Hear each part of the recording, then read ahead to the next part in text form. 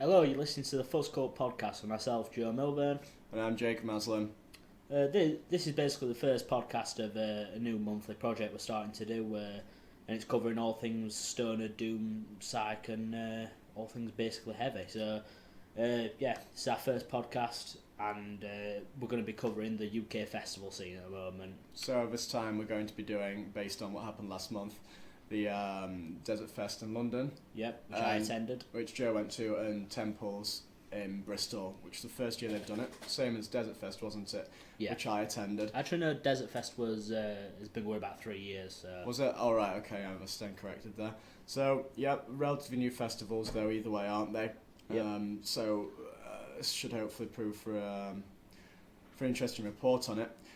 So, the reason we're doing this is because with the type of music that we're into, it's not something that is provided for a great deal in terms of festivals. You get the occasional stage on the bigger festivals, metal festivals, which maybe have one or two bands on, but not really all that many which do accommodate our preferences so well. Yeah, I think it's definitely stoner, doom, psych, and drone and what have you.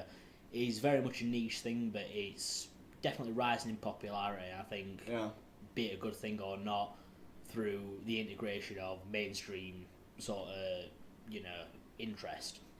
Yeah, I think as this scene progresses into gets bigger and bigger, it's going to be interesting to see how it turns out, and hopefully we can be there covering it. So that'd be great, and maybe there will be more festivals. And as Joe's mentioned, maybe it's or implied perhaps, the existence of these festivals might be down to an increase in popularity. Yeah. Which, as far as I'm concerned, is pretty great. Yeah. Well, both festivals are both really growing in size in terms of profile and in terms of their acts of booking as well. Desertfest is becoming quite an established thing. For instance, it started out in Berlin. This year was the second London event, and they've just announced a third event in October this year in Antwerp in Belgium. So that shows a definite growth.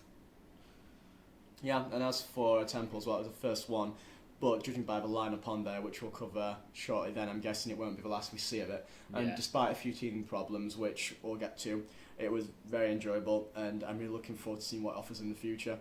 But with that in mind, then, what I think we'll do now is have Joe talk about Desertfest. Yep, we can do. A bit more in depth. Okay, just to give you a quick introduction of what Desertfest is about. Basically, it's in its third or fourth year doing it in London, as I've mentioned, and also they book quite a lot of gigs all year round. For instance, the solo acoustic tour that Nick Oliveri's just been on, and the Acid King gig that's going to be at Camden Underworld on 18th of June. So they're getting a lot of good bookings, and it's all raising the profile of stoner rock in mainly the London area, but like I said, they're doing tours as well. To kick off Fest experience, I went to go and see Wino of St. Vitus, The Obsessed, Spirit Caravan fame. This was just the first day, right? Yeah. This were the first act. This were at the Van store in Camden, which they'd cleared it out and made a bit of an acoustic stage, which were cool. There were other bands on it throughout the rest of the weekend, but I didn't see any of them. But I do hear that it made a cool change. Basically, Wino's set were a mixture of stuff from the Punctuated Equilibrium album and Adrift, which are two very good albums. If you've not heard them, I'd definitely recommend them. It's a massive departure from what he usually does, but it's still, you get that brooding intensity that Wino's known for in writing for his other projects. Especially his cover of Motorhead's Iron Horse, which is from Adrift, and it's an absolute storm. It really makes the song his own, and you can tell, he's lived it. He's fucking, as the song says, he's living off speed bags and booze. So, yeah, it really makes that his own.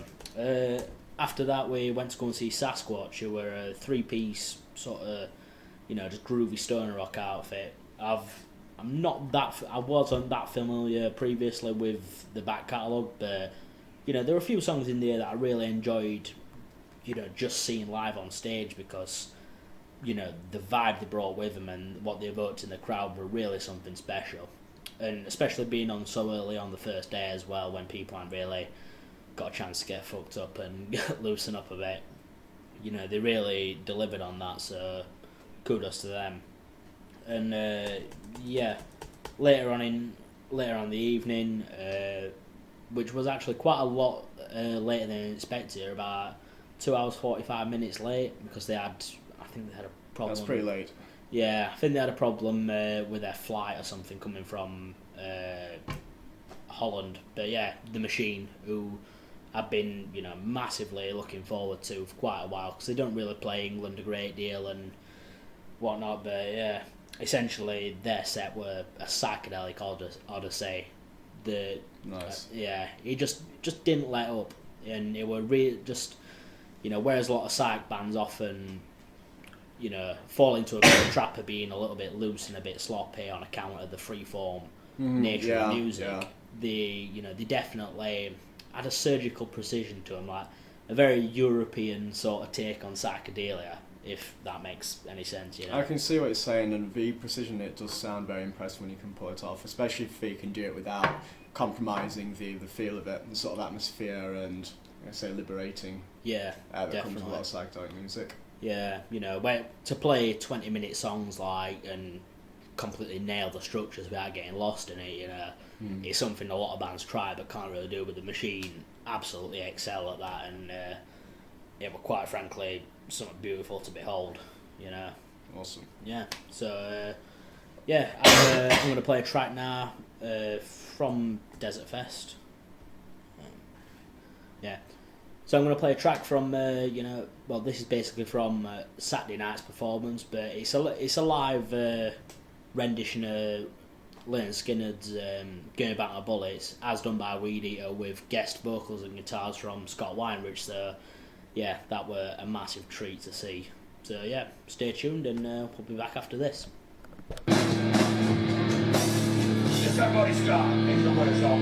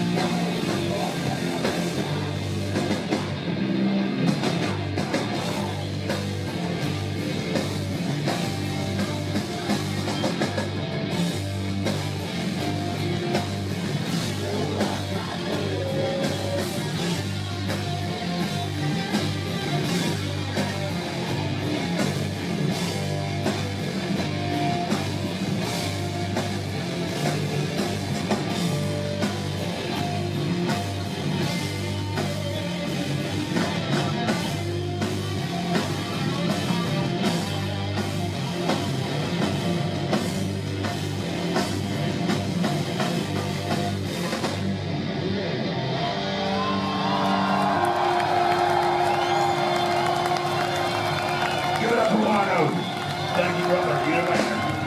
Love you.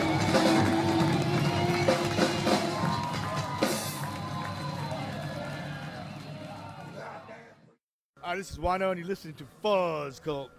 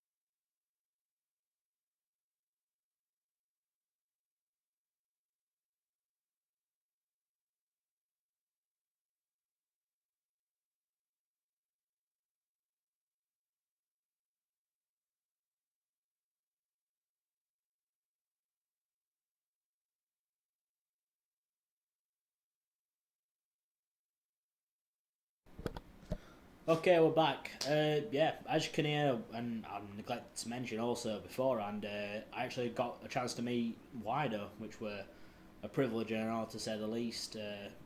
You know, absolute musical hero of mine and an all-round great dude. Now, moving on, Jake's going to talk about Temples Fest Friday. What do you see, dude?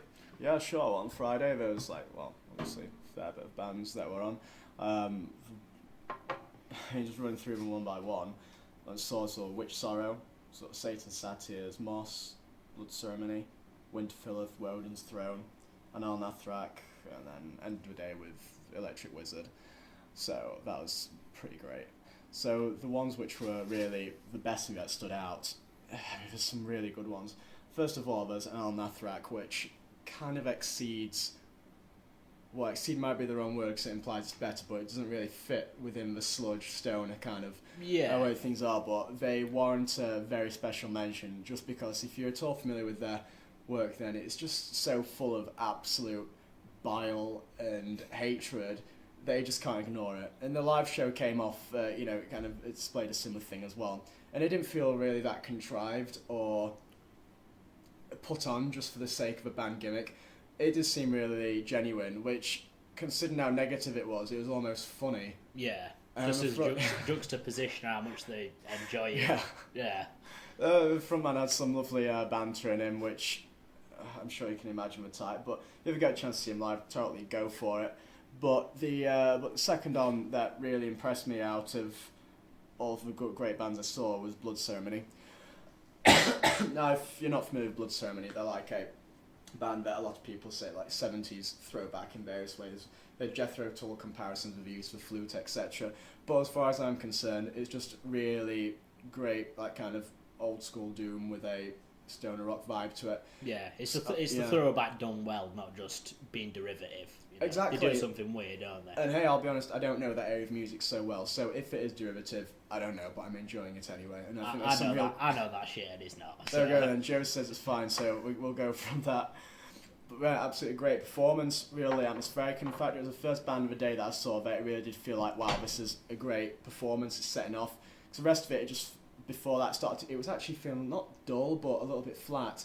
I don't know what it was. It might have been the venue itself. It's the first day, innit? It's, it's like Exactly. I said with Sasquatch, people weren't stoned, they weren't drunk. They need to just loosen up a bit and get into the festival vibe, And it's hard on a first day. Exactly, and I must say that the security was particularly intense at the festival, which may have led to a lot of people not being as free-spirited as they might have otherwise been had they been able to get the drugs in. Yeah. But obviously they couldn't. We've all been there. Yeah, unfortunately.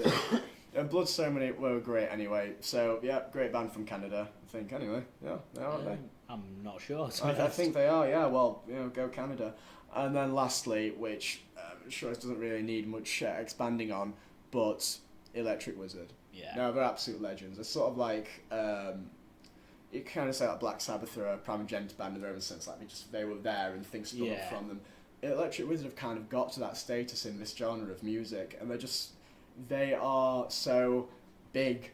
Yeah. They are so loved, and I was absolutely crammed in there. I wasn't even all that close to the front, but it was just so There's a lot of people there to see Wizard. Everyone wants to see him. In fact, they had to turn a lot of people away because the room was so full up, which, as you can imagine, caused a lot of dissatisfaction. Well, I can imagine a lot of that's to do with the fact that, you know, you talk about Electric Wizard achieving this cult status. Yeah. For a lot of people, Electric Wizard is practically a religion. I know quite a lot of people of this disposition.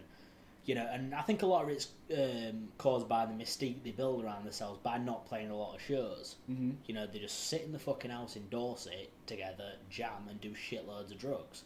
You know, they don't have a lot of time to tour and stuff, so when they do play, it's a big deal. You know, like you say, the temples. Yeah. People crawling over each other to get into that place. And it did seem like a big deal, but when they came on, it didn't seem like it was overblown. It seemed like they deserved every single person's attention in there. The gear they used, the sound they got, the way they played, it just absolutely reeked of individuality. Yeah. And even if you might say their music's like derivative or whatever of whatever band in the past, or that they're not all that original or forward thinking with it, it doesn't really matter because from what they do it brilliantly. Yeah. They've got their own niche that they inhabit and dominate. I came away feeling exhausted. I came away feeling like that was really something special. And I don't get that with many bands at all, even ones that I love. So, yeah, that was Wizard. If you ever get a chance to see them, then I don't think anyone listening to this would probably say no to it. So, that's, you know, it might fall on... In that case, what are you doing listening to this podcast if you don't want to see Electric Wizard? Bugger off, whatever. So, preaching to the choir, but here's a track by Blood Ceremony off their second album.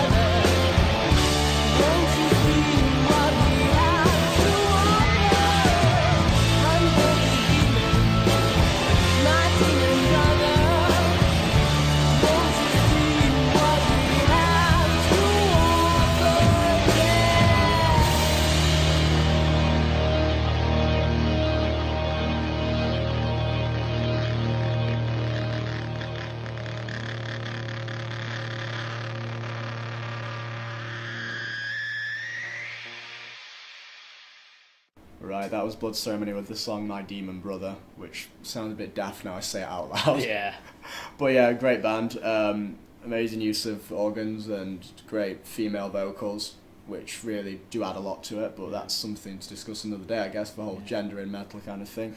But yeah, going on from that, then we're on to Saturday now. Desertfest, Joe, Saturday? Yep. Well, Saturday Desertfest were, I think it was the best day. I don't like to really pick a best day as such, but they had a great selection of bands. To start off, completely unexpected, but myself and my friend Luke, who I'm also in a band with, we turned up about 2:30ish to Black Art in Camden, wanting to see Slabdragger, but because we'd had his breakfast joint and what have you, we realised at about 4 o'clock, oh wait, they're not at this venue.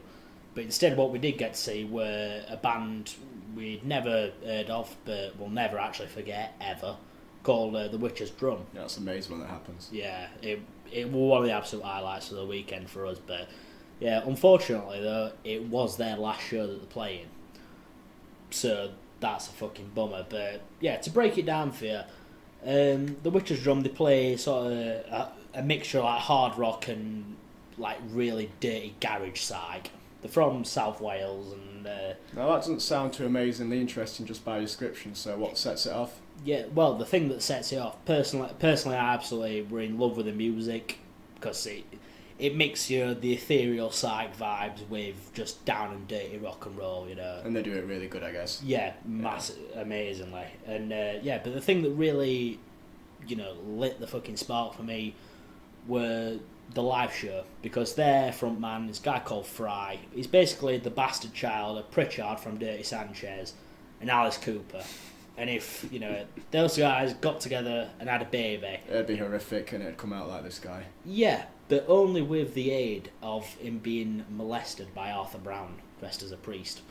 Okay, that's... Yeah, he's a fucking... And they're all cool guys as well, we got to talk to him, but... Yeah, this guy basically come out in a tiny pair of PE short shorts. That'll count for the molestation thing, I guess. Yeah, internal scarring, and just covered in like handprints of blue paint and a face full of glitter. And he proceeded to basically jump around the Black Art, which were packed at rafters, going crazy. At one point he smashed a glass on stage and he started fucking crawling around in it. Nice. The guy had a fucking death wish. It was like watching G.G. Allen, but from Swansea. It was great. Yeah. He proceeded to just fucking climb around crowd, jumping around, one bit somebody had him on his shoulders, he were swinging off at fucking PA and shit, clawing, like just leaving a multitude of blue claw marks all over the ceiling of this venue. I'm assuming they're still there because it didn't look that clean, but that sounds special. Yeah, absolutely amazing. I'll play a track by them a little bit later on.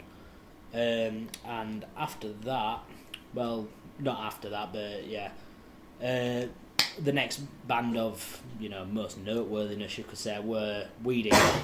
They don't really need much introduction. North Carolina stoner weed metal legends, really.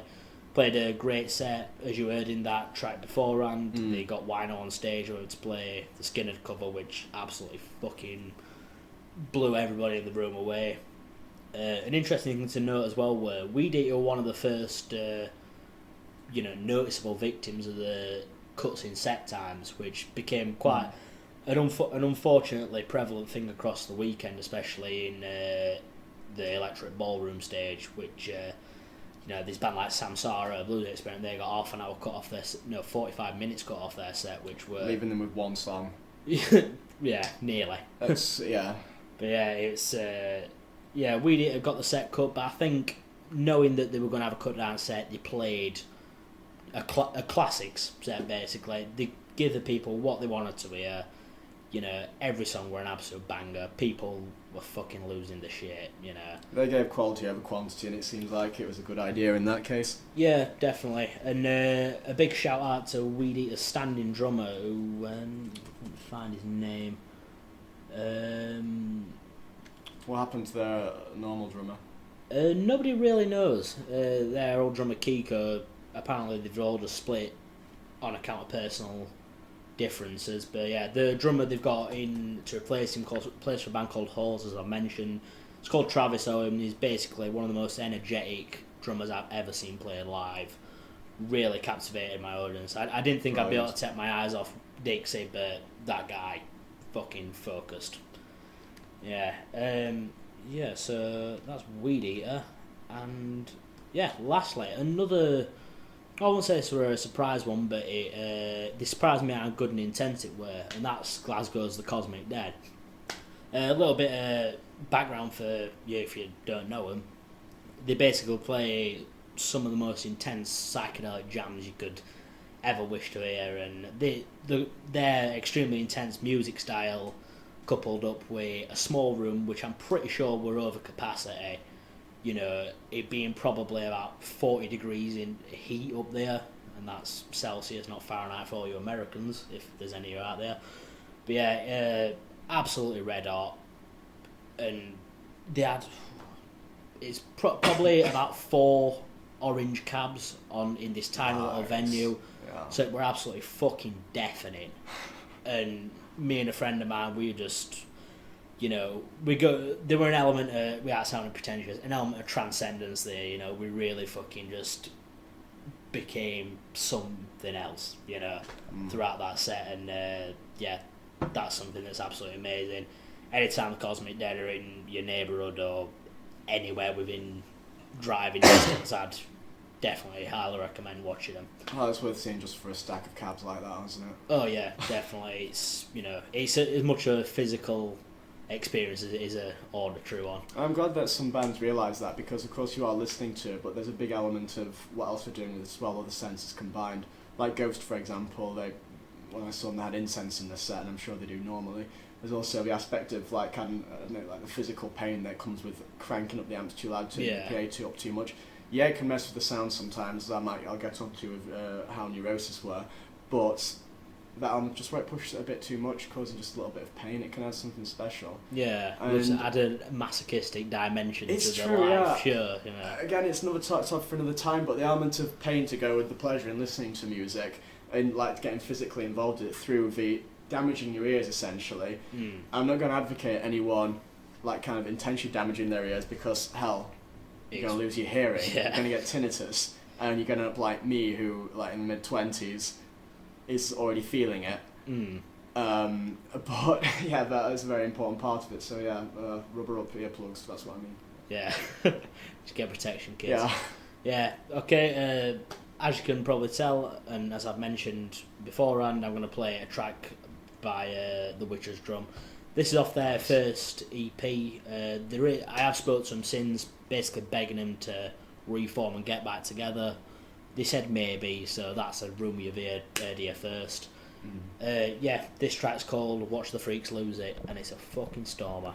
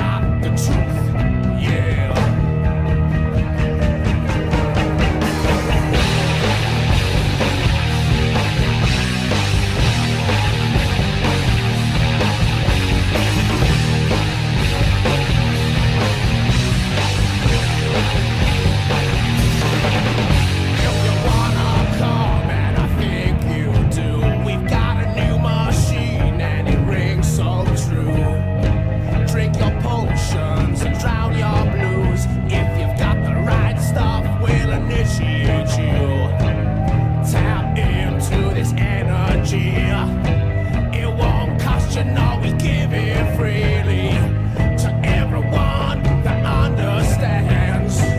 You pass the test if you raise your hands. Push the button, watch the brains lose it. We gotta take it to the cleaners, yeah. Come closer if you think we can't prove it.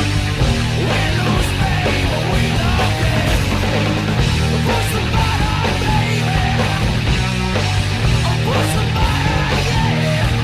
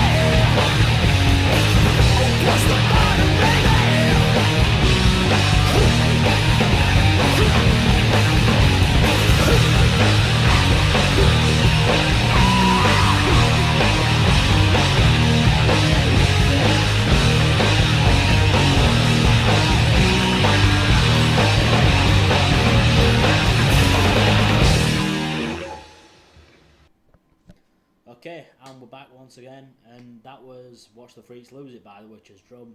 As I mentioned, absolutely amazing live band. And as I mentioned also previously, they did say they were considering not calling it a day to me. That's just word of mouth between myself and the band. So do yourself a favour and do the entire scene a favour and fucking pester them to do something else. Because it's awesome. You know, I think I've got an initiate here in Jake. We really enjoyed it. Tell us what you thought, dude. Well, I mean, you listen to the vocals, the guitar riffs, the drums. There's nothing original about that whatsoever. But that music, it doesn't go on originality to sell it. What it goes on is this intensity which you can get through the vocalist with his delivery, the way the notes are played. Just those pretty standard, like kind of pentatonic, kind of like diminished fifth riffs, which are absolutely standard timeless. Sabbathian sort of. And the attention to the actual tone of it all. Like if you're not that experienced with it, it'd be easy to bypass a lot of the great things about it. But for me, it was wonderful. The energy that it conveyed, and the way that there was such brilliance, like kind of way they got every instrument sounding. That's what made it for me. And I've never heard of them before, and that's the only thing I've heard by them. It could be like a standalone brilliant track, but from what I just witnessed there, I do think that they are something special, something worth supporting if you ever get the opportunity to see them live, and I sure as hell would myself. Yeah, and also, you know, if you think it's intense on record, just scour the internet, try and look for a bit of live footage, because YouTube's your friend. Yeah. You know, Fry has absolutely. He's probably going to hear this as well. If you are Fry, hello, brother, you've got a fucking death wish, and I like that. So, Hail. Yeah. Right, on to Temples Fest Saturday. Yeah, what went down, brother? Well, second day. Well, the bands that I did see that day, well, it was quite a fair few. I mean, Friday was my favourite day in terms of a lineup, which again, we shouldn't really say that, but in fact, the whole of the second stage, I wasn't so bothered about anything on there. We did see a band called True Valiance, which, despite the name, weren't actually like a power metal band. Yeah, that's what I thought. I don't know, it's like metalcore thing with the frontman who, I loved him, he was great, but it looked like he'd walked off a set of The Only Way is Essex. Right. Yeah, I know, and it was brilliant to see. Like, it was charismatic in his own way. I wasn't a fan of the music, but damn, it put on a good show. Yeah. Apart from that, worth a mention, in that case. Sure, saw Sonance, who were awesome. Bosk, who, used to be a fan, not so much anymore. Then like Conan, Storm of Light, Tombs, Amenra, Neurosis, a pretty damn strong lineup there from what you can see from like the bands mentioned. If I was like, I had to pick three that I really did enjoy and like that I had to single out, then first of all, Conan. Yeah. If anyone's familiar with Conan, you'll know that they do specialise in ridiculously low bass frequencies, riffs so simple, it's mind-blowing. Yeah. And it's just like, it was pounding rhythm. They definitely fall into that category of physical music, It's physical, that is physical, although you might leave with your ears like kind of hurting a bit, but for once it'll be from the sheer amount of bass in there and the force, and not some ringing feedback, like high-pitched stuff. Now the interesting thing about them, well, one of them anyway, was when they were playing, I mean you might have felt this cage, but I've never felt it so strongly. It's almost like the air was like blasting out of the amps, going to the back, then blowing onto the back of your neck. Right. Because they play so slowly and rhythmically, you could hear like every time they did it, there was a bit of a delay when it was air washing back onto your head. Physical force was just great. You could hear it pulled through. Yeah. And they're just three dudes from Liverpool, aren't they? Yeah. And it's absolutely great. There's no one that sounds like them, and no one that really, I don't think, ever should try and sound like them, because they are what they are. And they've built their own little world, you know, their imagery, their themes, things like that. They definitely inhabit their own little universe. Because I know a guy, he's in a Sheffield band, we went to see him, and this was actually before I knew Jake, but he were at the same show at the Harley. Yeah. And he actually knew him back in the day when, because he used to go to university in Liverpool, when they were called Zangief, and they did a very similar sort of thing, you know. But they've, you know, in the time since he knew him, they've come on leaps and bounds and they've created their own. I mean, they bought bigger amps. Yeah, definitely. And they've got their own following now, you know. Well, I'm surprised they were called Zangief from, was it Street Fighter reference? I don't know. It just sounded cool. Alright, I'm pretty sure it's Character off Street Fighter and then went for Conan. So Yeah. they Just nice li- going, just dudes. li- You must just- love your muscly man. Just limited to 80s, like, you know, homoerotic entertainment. That's fine by me. Hey, if it ends up with music like this, that's great. Even if not, then. Well, moving on from that, the second band on were something which were a real unexpected one for me, Amenra. I am not so familiar with them. I think they're a Belgian band. Right. And from what I listened to before the show, it just seemed like the type of thing that I absolutely loved when in like 2007, 8, 2006, the whole post-metal thing. Yeah. And I didn't give them that much time. I was like, yeah, this is, big sound, big pounding chords, screamed vocals and all that, songs which last 8 minutes. And I just thought, what are you doing? It's 2014. But I saw a lot of love for them. So, like, partway through the set, I thought, I'm just going to look for them. Holy crap. It was, and I know I use the word intense a lot, but that was intense. I managed to, like, climb up to the balcony thing and look down because it was so packed. And the sound was perfect. Yeah. Like, it was a new festival, so they had some problems at first getting bands to actually sound good, but this man, they hammered it. And it was pretty dark, pitch black, like we're all dressed in black, you might think it's pretty standard, but it just went so well with the music. Yeah, just that ominous visual. You don't get that feeling on the record. I like to think that I can pull music apart fairly decently, and I didn't really get that much from listening to them on record, but live, where I thought it'd be even more boring, it was a complete opposite. It felt like an out-of-body experience, just like this big sound waves and all washing over it. And I'm gushing here, but it was really, really great. If it's worth gushing on, man, give them the respect they deserve, man. People need to know about it by the sounds of what you're saying. So I recommend both live and on record material that they have.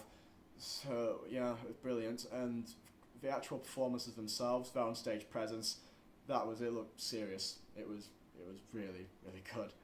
Awesome. But then I guess the last band that I've got on, the Neurosis, they're the headliners. Now, when you get 2 days in a festival, the first headliner being Electric Wizard, the second headliner being Neurosis, you've either lucked out or really impressed them. Yeah. Probably impressed them because you don't operate on luck with bands like that, really getting them in.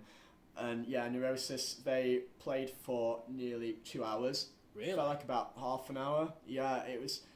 I saw them last year in Barcelona at the Primavera Festival, where they got a 1 hour slot and with the wonderful Mediterranean sunset, which did not suit them whatsoever. Yeah. But it was still pretty great. It was shortly after Throne in Decay? Is that what it's called? I'm not sure. Yeah, We're just going to make a really bad joke about being the enemy of the sun, then, but I'll leave it. That's not. Which it's a really great album, the last one, and they did a fair bit of material off that. They did also go back and cover some older material. Some very pleasant reactions to the stuff they played off through Silver in Blood, which of course is always going to be a crowd pleaser. Unfortunately, I didn't play the song itself through Silver in Blood, which would have been nice, but I can't for everything. But with Neurosis, they have been around for a long time now. They are 30 years old next year. They've had a lot of albums. And you go back to like their stuff in the late 80s, through what they did in the 90s, through how they've progressed through the noughties, coming into the third decade of their existence. It's pretty incredible. I think it's really, really inspiring. Yeah. Like for me, playing music, I do love it, but I don't know if I could do it for decades. I don't know if I've got that much juice in me. Like Steve Von Till and Scott Kelly, they were born for it. They were made of it. They have absolutely devoted their lives to it, you can tell. And maybe I'm being over-optimistic, but they do seem 100% genuine in what they're doing. Well, also, like, in regards to, Scott Kelly's output himself, and his solo projects and, what he's just been doing with Mike 9, with Corrections House. I saw them at Roadburn. That was an incredible performance, yeah. Yeah, Scott Kelly's, he must be one of the most busy guys in the Doom scene, the Shrine Builder record, that was cool. Shrine Builder, Corrections House, Neurosis, all this stuff. Yeah. I'm sure it's part of something else. I don't know if it's like the name for a solo project, I'm not sure, but we're talking about multiple touring schedules possibly. Yeah. Of course, been doing it for a long time, I'll know what he's doing, but it still must be tiring. And if you've ever seen them live, you'll notice that guy does not slack in his performances. Yeah. He gives it his all. And now this is a guy that, I don't know, is he pushing 50? Must be. Yeah, something like that. And so to do that night in, night out, perhaps he's found an amazing way to fake it. He must be putting a lot of effort into even faking it. So it makes for an incredible live experience. Volume was punishing. And this does lead me on to what I said before. It was punishing, too punishing. It was almost took away from it. All right, okay. And I'm really glad that I had my earplugs in. Like, I've got into the habit of wearing them, which it's never as fun with earplugs, I'll be honest. But it's something that is necessary, and I wouldn't kind of do it without. In all fairness, I didn't wear earplugs for any acts at Desertfest, and my ears were ringing a good week and a half after. So. And you won't even notice it. Of course, when I say notice it, it manifests itself later in life. So I know it sounded like some sort of health and safety advert here, but it does catch up with you. Yeah, it's actually just good advice with no agenda, but at the same time, when it takes that just top end of the register off and the bottom end to a degree. Oh, the bottom end's fine. It's the mids. It's mids for me. Mids and top end. Yeah, that's it. It's like And when you've got a band like Conan, it just makes it better. It's like, yes, this is what you want it to sound like. Just the mid dial doesn't go low enough or whatever. Bass doesn't go high enough. But generally, for more rounded music, then it does lose a bit of an edge. Yeah, by rounded music, I mean anybody but Conan and Sono, maybe, Yeah. Just like the two bands that we apply to. So, I mean, getting back to topic hand there, Neurosis, brilliant as always. They always will be. And long live the Kings, really. Yeah. Because there's no one who can come close to doing what they're doing. Right, so... In 30 years of doing it at that, may there be a 40th anniversary when it rolls around. And let's see what they'll be doing then, because I'm sure it'll be equally impressive, and it'll be something that's well worth... At least checking out. Yeah. But now, after speaking about all that, I want to go for a song by Amenra, which is called Nowena I 9.10. Catchy title. Yeah, I heard him shouting for it. It got a bit of a chant going. Here's Amenra.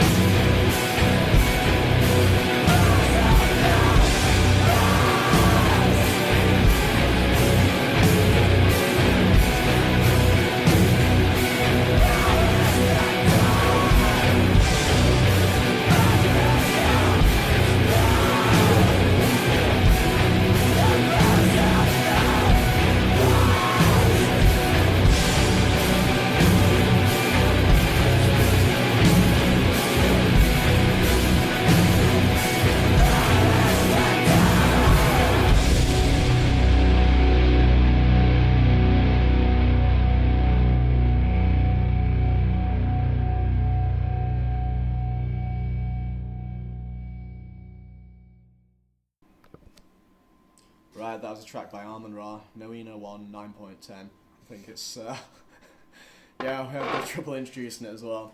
So yeah, it was, as you can tell, big sound, pretty brilliant.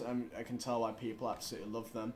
And their visual aspect as well, you know, from the album artwork, the videos, their online presence and their on-stage presence, very cohesive. It's really it's brilliant how they do it. Really do give a sort of atmosphere and identity to themselves through it. What was your thoughts on that, Joe? On the music, personally, I could definitely see where you're coming from in terms of it works a lot better live than it does on record, but there were definitely some redeeming qualities about it in there, and judging by the video for the song you just seen, you've definitely got a big point about the imagery and the iconography they use. It's very, you know, like I say, it's measured, it's calculated, it's beautiful. Beautiful in its own grim, fucked up way, you know, which is always nice. A Sunday for Desertfest, first of my highlights were a Norwegian band called Lonely Camel. If you're not familiar with Lonely Camel, they do sort of, you know, well, like we were talking about with Blood Ceremony, sort of 70s stuff. They're much more on the sort of classic rock side of it. It's a little bit derivative, but they do it very well, you know. They've got 3 albums out of it so far. They've got another one coming up. I've never listened to them, but I've got to say, there's originality in the name there itself, because very rarely do you hear a band name that is so bad. Yeah, yeah. Spelled with a K in camel, by the way, if you're wondering. In terms of live performance, they played a lot of fan favourite tracks, but I don't know. I think they were at a bit of a disadvantage because people weren't really getting it too much. You know, they were fairly early on in day in terms of where they were. I'm assuming people were elsewhere watching something they were more into, but yeah, basically, picture this is just me there surrounded by lots of other people who are sort of into it, sort of liking it, and I was going absolutely fucking crazy. You know? You were that one guy. I was that one guy who were way too into it, and yeah, because essentially, Lonely Camels, I think it's their second album, Blues for the Dead, had not really been off my iPod for about 2 months following up to this, so they were definitely fresh in my mind. I enjoyed them massively. Next on, well, not next on after them, but next up in my highlights were Church of Misery. If you don't know Church of Misery, you're obviously going wrong somewhere in your life, because they're basically a Japanese band who sing pretty much exclusively about serial killers, and you know, they fuse all sorts of, you know, basic standard Sabbathian, you know, musical attributes to, you know, and they fuse it together in a way that, I don't know, it's impossible not to move to their music. It's pretty damn groovy. Yeah, you know, it's, the best way to describe it is boogie. You know, you've got a fucking boogie. A shotgun boogie, you could say. You know, which we'll be playing. It's the song title of one of their songs, if that just sounds a bit weird. It's a bad joke anyway, but... Yeah, and there's also another song written about Eileen Wernos called Filthy Bitch Boogie, which is also... It's all about the boogie then, yeah. Yeah, it's all about the boogie and the murder. I should mention at this point as well that if you might be put off by the fact that it's a Japanese band, which might be giving off some like race implications, but really, if your idea of Japanese music is ex-Japan, Visual K stuff, Deer and Grey, then it's really quite a breath of fresh air. I'm not saying that they're good because they sound American, but they fall outside a lot of the tropes that people dislike about Japanese rock music. But in a lot of ways, though, you know, bringing up, you know, the American sound sort of thing, the thing I like about them is they have a very definite, they have the Japanese stoner sound, you know. There's not a lot of stoner and side bands from Japan, you know. There's a couple of notable ones like from the past, like, you know, for me, a big one's Flower Travelling Band. I think Leaf Hound are a Japanese band or somebody along them lines, you know. And also the only other doom band that Church of Misery, in fact, recognised from Japan is Eternal Elysium, who are quite cool as well. I've never heard of them. Yeah, they're pretty cool, but they all, going back to what I was saying, it all sort of falls within this, the Japanese psych sound, which is really cool. They've got their own way of doing it. And yeah, basically to sum up Church of Misery's performance, I've seen them 3 times prior No.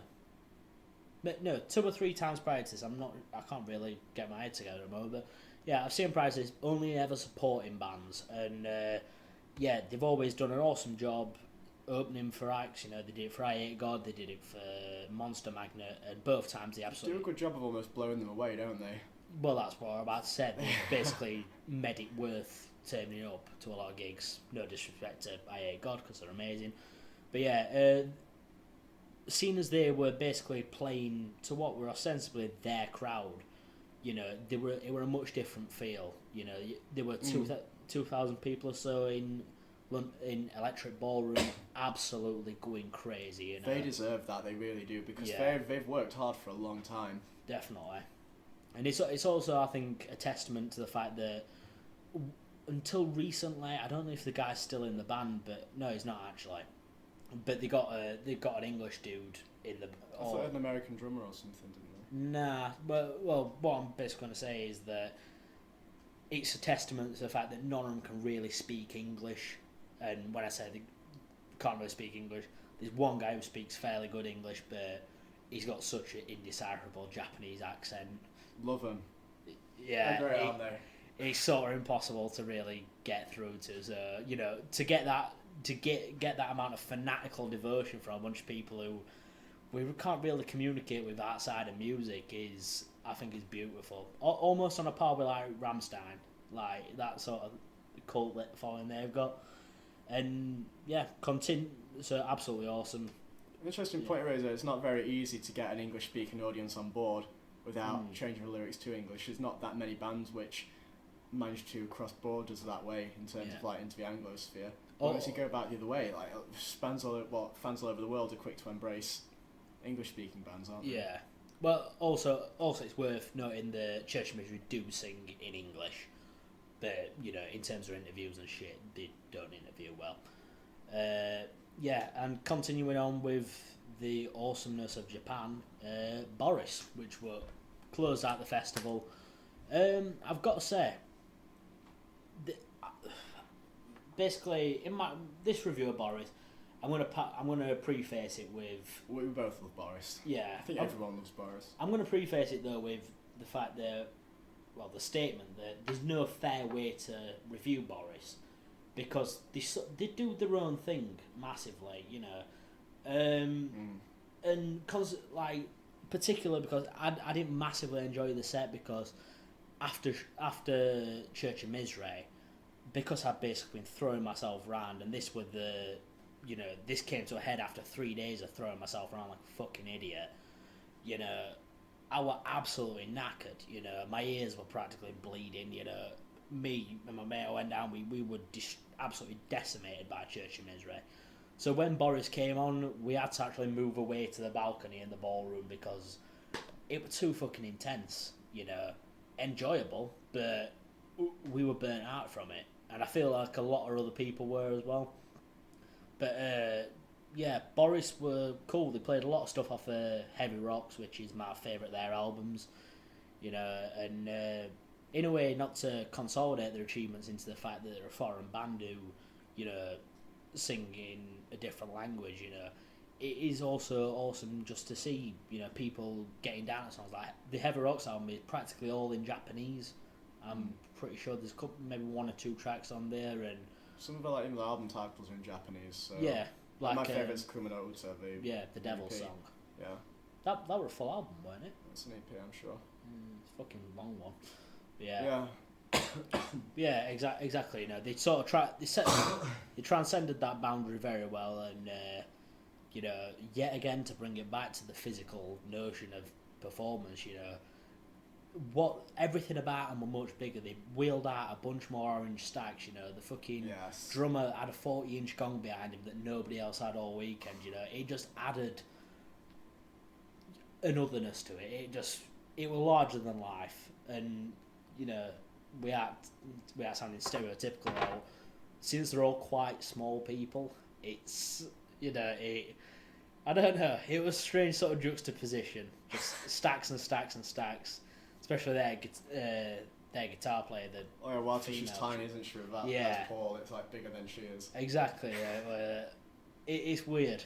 but absolutely amazing. On the plus side, you mentioned Boris are very cool, and they're so cool that even if people weren't digging it all that much, they would probably play and enjoy it just as much to an empty room as they would to a room full of people jumping about. Yeah, they're kind of, I get the impression they're in their own world. Yeah, they definitely do the music for themselves, you know. They wouldn't have got this far if they didn't. They wouldn't have had over 20 albums, countless fucking EPs, toured the world to a ridiculous extent, done so many collaborations if they weren't in it for themselves and doing it because they enjoyed it.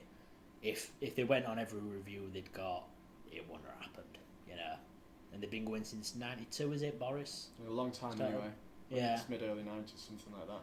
Yeah, like they've paid the dues with it. And what collaborations did they do? I know they did the Mersbo one, one or two actually, didn't they? They did the one with Michio Kurihara, which was my favourite one of theirs, like the collaboration ones. And what else have they done? I'm not massively au fait with their collaboration work. I just know it's a part of their extensive back catalogue. I'm pretty sure they've done something with at least some members of Acid Mother's Temple at some point or other. Yeah, well, that's another Japanese band, isn't it?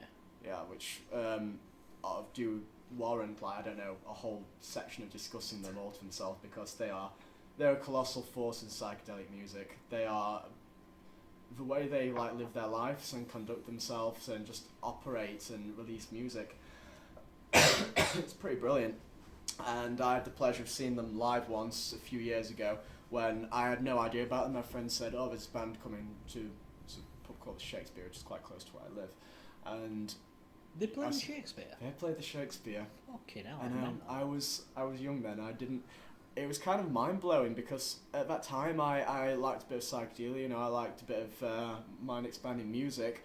This was, yeah, great. It was these like 4 middle-aged / elderly Japanese dudes making a sound that transcended time and space. You couldn't tell what era it came from. I don't know if this band started last year or 30 years ago. Yeah.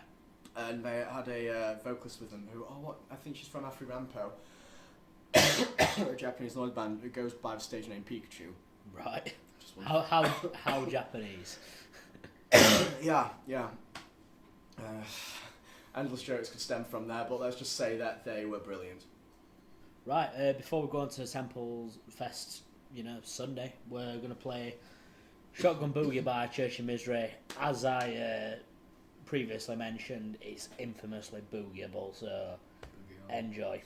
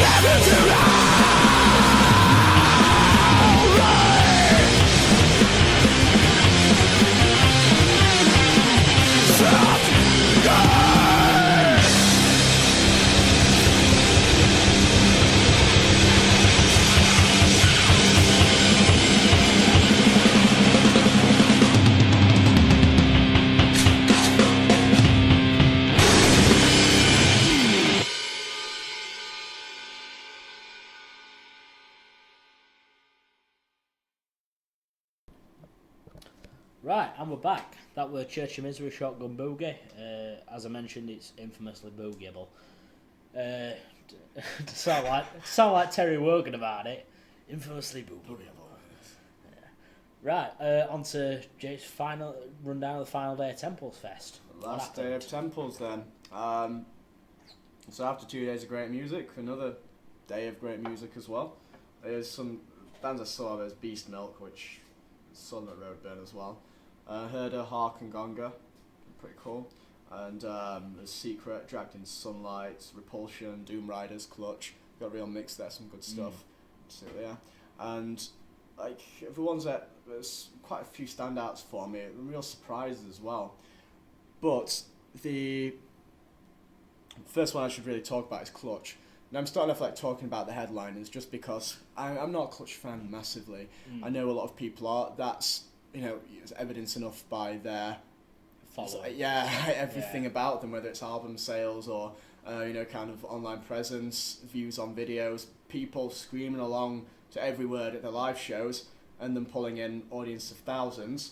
They deserve to be a headliner. But personally, I fall into that category. You know, I actually saw Clutch the day before in Nottingham, before Jake saw him, and to be honest, I think you understated how big Clutch actually are. I think they firmly... Quite possibly have done, yeah. I mean, they're going against Lecturers and Neurosis as a headline spot, so that gives an idea, doesn't it? I think they definitely fall into that sort of electric wizard sort of status. Obviously not within Doom and that, but of practically being religion, you know. The fucking stalwarts of the scene, they've changed and developed so much since Transnational Speedway League, which was their first album, and yeah, they've just grown into this fucking amazing entity.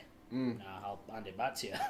Well, Joe's given the love there, and I think he's an accurate representation of what the average Clutch fan would say about them, because people love them. Yeah.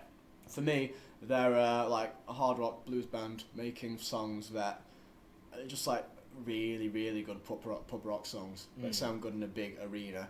And that's not taking anything away from them. What it does mean is that it's not really my cup of tea massively. Yeah. Well, judging by the rest of the bands that you've seen over the weekend, it's plain to see in it, you know. yeah, and they went down really well though, and I had a damn good time watching them. They're really good. I'm glad I saw them. At first, I was thinking, last day, I'm going back tomorrow. We'll see how it goes. But I've already missed a few bands off, and I've seen some brilliant bands. Is this going to be so bad? It's Clutch. I didn't care about them to begin with. I stayed for the whole set, and what's more, I bloody enjoyed it as well. Yeah. I didn't play all that long. It was like a bit over like an hour and a quarter or something like that. I was hoping they'd do a little bit more actually by the end of it. I can't remember the exact time, but it was great. I mean, the songs are just so well written, just got energetic. It was just made for shouting along to with a beer in your hand. Yeah. And, you know, it's great. And people knew that, and that's what they were doing. And hell, that's what I was tempted to as well, but I didn't have a beer or energy. Or the lyrics. Yeah. It's sort of like general shouting noise towards them.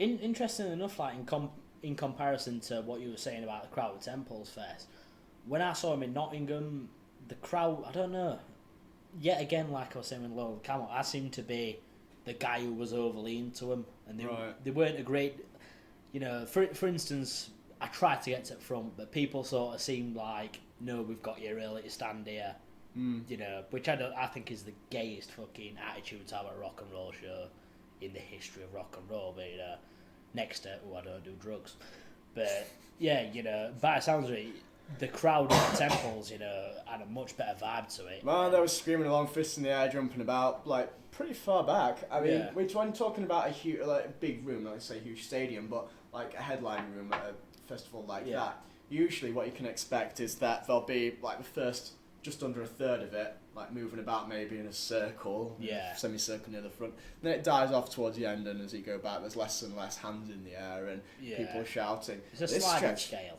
Yeah, this one stretched like pretty damn far back. I'm talking like 2/3 here of people like, actually getting into it, moving about and stuff. Yeah. So yeah, it was really good. You would have loved it. Yeah. You know, with him, man. And they did like no, I'm thinking of something else. Anyway, it was really good, and I'm glad I got to see them, even though I don't really like them all that much. Yeah. Would you say it's endeared you to look further into the back catalogue, or? No, I might listen to Earth Rocker. Yeah. But that's about it. Fair enough. And hey, who knows where it might go from there? But again, it was a live experience, not an on-record one for me, so we'll have to see how it does translate to the recorded stuff. The second band I should talk about are The Secret. Right. I don't know, are you familiar with them at all? No, only from you mentioning them. Right.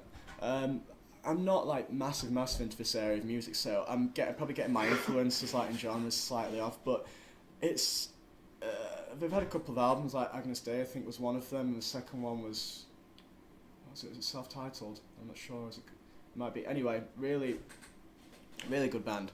It sort of play like kind of very same metallic hardcore in a way, but not metalcore in the slightest. Right. Sort of more along the lines of I guess some of Entombed's faster stuff, but it's got a lot more of a harder edge to it. So that more like death and roll, like Wolverine Blues, edger there. I guess you could say so, yeah. I mean, mentally I try and lump them into the same category as Black Breath and Trap them, although the Secret have got far more, how can I say, they're far more abrasive than those two bands. Right. I would talk 2-minute, really fast songs, and even though I like them on record, I wouldn't say I love them. But anyway, when it came to watching them live, I was like, yeah, they are a band I want to see. And it did not disappoint at all. Like, the one word I'd use to describe it is muscular. I thought you were going to say intense again then. No, intense. Yeah, it was intense, but just to be more creative with it, that's what sprung to mind. It was just solid. Yeah. It really, like, 4 very good musicians playing very tight, great metal. Have you got any more information about them? I don't know much about them. I'm pretty sure they're American. I've never seen them live before. Perhaps. I'm sure there'll be a lot of big fans from out there going like, no, you just missed off so many important things. Yeah. I'm sure that like kind of I've got the defining factors of them wrong. But either way, if you do get the opportunity to see them live and you're not such a fan on record, then I'd recommend you do it anyway. Throw yourself in there. Throwing yourself about is like what it means. I guess you've not got a great deal to add to it if you've not really listened to them before, have you? No, but I'll definitely check them out on your recommendation now. Yeah, sure. Lots of 2-minute songs, so easy to get through. Okay. Just a little taster. But the last band, they're another one that's a bit of an oddity for the general topic of this podcast, but you've got to mention them anyway, just because they transcended pretty much everything else I saw that weekend through all the quality. And that's a British band called Dragged Into Sunlight. Have you heard of them at all, Joe? I've heard of them.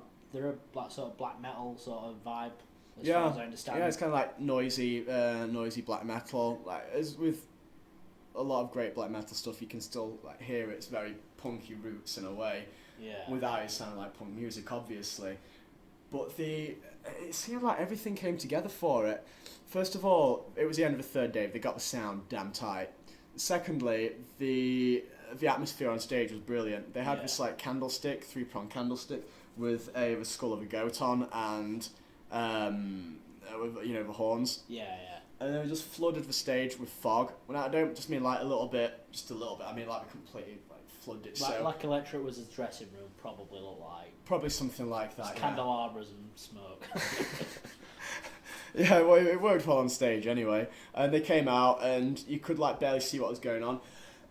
You saw this like noise emerging, and that like candlestick with the skull on the front. Excuse me. Red, black, and white strobe lighting. Yeah, incredible. And there was a real atmosphere in the room as well. It was like it felt dangerous almost. Yeah. Before the band came on, there was like the fight nearly broke out, and I managed to worm my way closer to the front. And the pit there was, I wouldn't say it was bordering on violent. Yeah. It was, yeah. People fucking getting lost with brutality. It was, yeah, absolutely. And the music itself was absolutely great. It's hypnotic. I'm not going to say intense again. It's very strong stuff. I can imagine it getting a reaction of some sort of everybody. Yeah. You either love it or get into it, or you just like take yourself away. They just like made it all or nothing. And the performances themselves were really, really dark. Like the similar sort of thing with Amenra. The way they conduct themselves, the way that the whole thing was set up, just made for an overall amazing experience. And to make it better, like outside they had merch, and they had the EP for sale. You could only buy it with donating weed, which was funny. Yeah. Sort of reminds me of like Weedeater are pretty infamous for doing it these days, but they had a sign saying they basically listed a bunch of painkillers they wanted, prescription, so like Xanax, fucking Oxycontin and stuff. It's like fine, just don't be dicks. I think that's a really great way for bands to conduct themselves. Like in my own band, I wish we could do it, but we're a bit more business-like, unfortunately. Yeah, if you want to gears drugs, do that. It's a bit of an unsustainable business model, isn't it? Yeah, true. Unsustainable. Rock and roll ain't sustainable. I can't say a great deal more about Dragged into Sunlight, really, just because it was brilliant and you had to be there. Yeah. Seems to be quite a prominent theme of this entire recountless festivals, isn't it? It's live music. You can gush about it as much as you want. You're just going to sound like a dork unless somebody actually experienced it or is willing to take your word for it. So that's the way it is. And Dragged into Sunlight, brilliant British black metal band. Support them. Support homegrown black metal. There's not that much of it. I mean, I saw Winterfilth as well, who are from Manchester. They gave a shout out that says anyone from Yorkshire. I was there like roaring away at it. Yeah. So here's a song by Dragged into Sunlight. It is called Hatred for Mankind.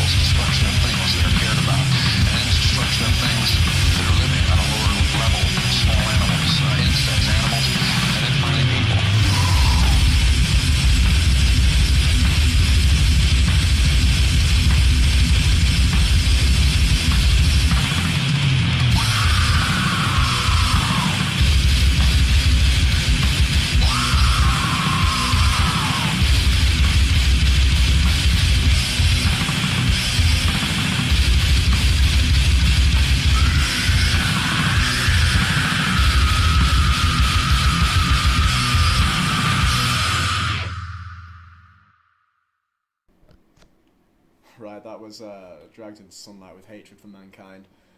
So, yeah, great British black metal band doing some, what I consider to be very original stuff.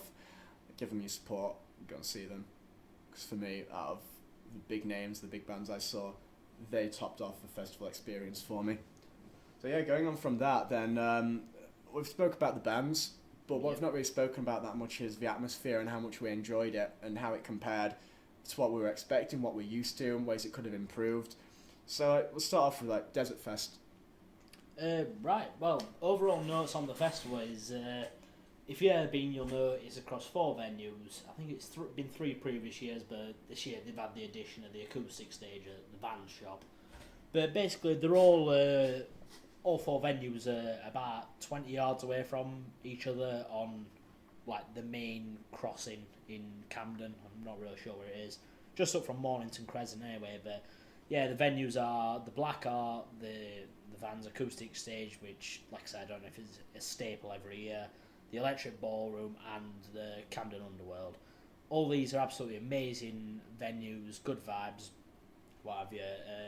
One of the things that is definitely worth noting is the sound engineering across the entire festival were fucking sublime. Brilliant. Yeah, absolutely everything, you know. You could tell they really add it together in terms of, you know, the actual rigs and also the personnel, you know. So hats off. That counts for a lot. Yeah, hats off to everybody involved, you know, because like Jake was saying, that Temples is in its infancy. I think now that Desertfest has, you know, it's got a couple of festivals under its belt, and you know they're getting to a point where, you know, they've matured. They know where they're at.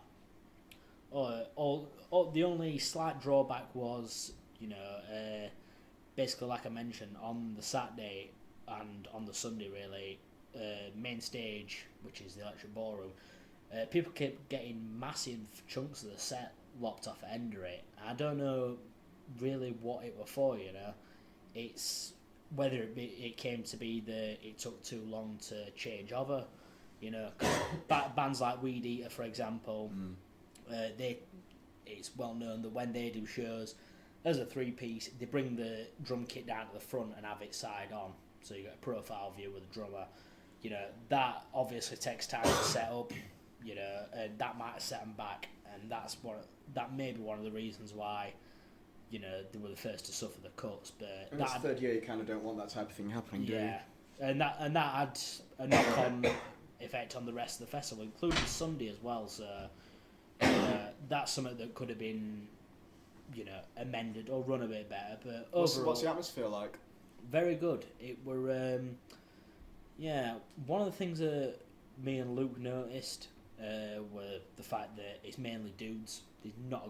I don't know if this is true at Temples, but we saw like 4 women and a very unconvincing tranny, and that were about it in terms Hot. of. Well, Hot. no, far from it. But that were about it. You were just saying earlier, but never mind. What? No, I wasn't saying fuck all earlier. Don't want you getting that out of you. That was a joke. That was a joke. We'll carry on. But yeah, trannies and gender inequality aside, very good vibe for a festival. Security, by the sounds of it, they weren't as intense as at Temples, but I did get my weed took off me, which also that sort of ruined the Sunday a little bit, but it were like a 10 bag worth, so that's no bigger. As about festivals, what was your vibe? Of Temples, first of all, like, it was strange because I've just been to Roadburn. It left such a mark on me. It was strange actually going to a festival in the UK and I've been able to order a beer in English without, you know, wondering what words to use or trying to throw some Dutch in or whatever. But it was pretty good on the whole. For me, it didn't have the greatest of atmospheres. I don't know if that was like a southern thing or what. I mean, people came from all over to see it, but I don't know. It just didn't seem like to be the friendliest of places. It was nice. I mean, also, it wasn't like everyone was a dick or anything like that. But again, I was comparing it to Roadburn, inevitably. It's like having a breakup with someone you really love, then getting into someone else, you just keep comparing them, and they're just not quite as good. But then you're never going to beat Roadburn, ever, like if you're into this type of stuff. It was great. I mean, you saw the bands that were on from what we've discussed. There's some huge names there, there's some lesser names there. there's varying degrees of quality, but on the whole, the standard was extremely high. And I think the organisers of the festival should be very proud because they must have had endless things to deal with.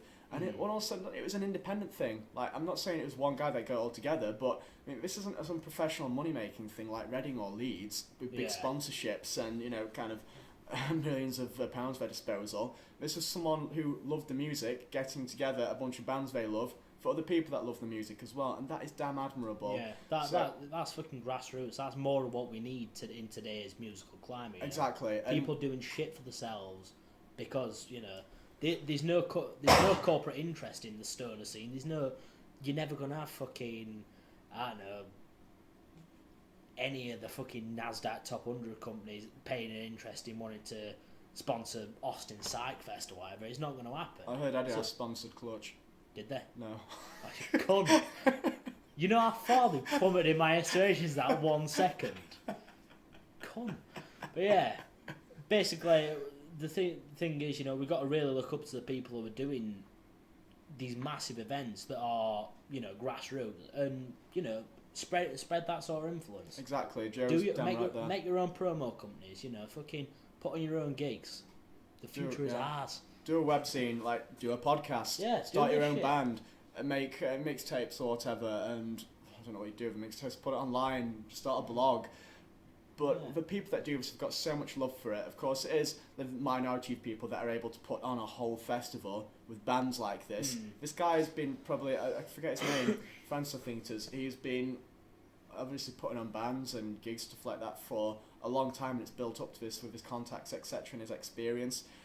But despite the problems, the security were a bit too overboard, which, okay, I know that obviously not meant to take drugs and alcohol into festivals, but people do. Yeah. And I think that probably did put a damper on for a lot of people, although, of course, I still saw a lot of people using drugs there, but even then, the security were bam on it, you know? Yeah.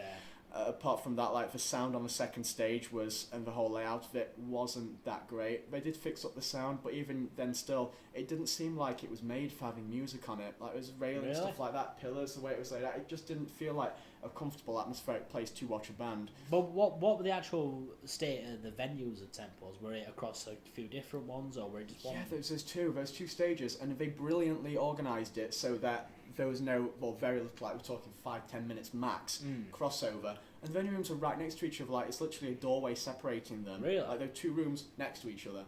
That's great. In one building. So that, you know, you could just walk from one to the other. Of course, you've got to time it because, as you can imagine, when there's like, how many people is it? Like 1,000? I don't know how many attended. But like all going from one band to another. There's benefits and negatives to having no crossovers like you wouldn't believe. First of all, you don't want to be stood up for 9 hours every day watching very loud music. If you do, then you've got more stamina than me. Yeah, we would. To be fair, we did like 12 hours a day probably, like every day at Desertfest. Because there were that much we wanted to see, you know, and we were fucking flagging by end of it. But you know, I feel like my leg muscles have just like turned to rock from that 3-day experience. Being stood up it's not like the most active of things to be doing, but it does wear down you when the hours drag on. Yeah. And you combine that with the general idea that when you go and see live music, you want to get into it. You need the concentration that comes with not being tired. Yeah, well, you know, it depends what sort of band you're watching, because, you know, like I was saying with Church of Misery, even though I've been fucking throwing myself around all day, still managed to get the adrenaline going enough to show my devotion to the church, as it were. You know, fucking, it imbued me with that sort of power and, you know, belief, you know. But if you're watching downcast fucking doom bands for 12 hours a day, it's going to take its toll emotionally, I'd imagine. Yeah. And I mean, as much as I love doom, if I had to listen to, you know, kind of funeral doom for 12 hours, I would be pretty bored by the end of it. Yeah. Like even Clutch, like, that's testament to Clutch's brilliance in the live show and like the music, that they managed to get someone like me after all that time, like the last band of the weekend on, when I'd gone into it pretty full on. They managed to get me moving, enjoying it, and forgetting that, you know, it was nearly over and that I was pretty damn tired. Congratulations to the people that put on Temples Fest. It wasn't perfect, but I feel like even mentioning that is an insult because of the amount of great things and the great bands that you got on.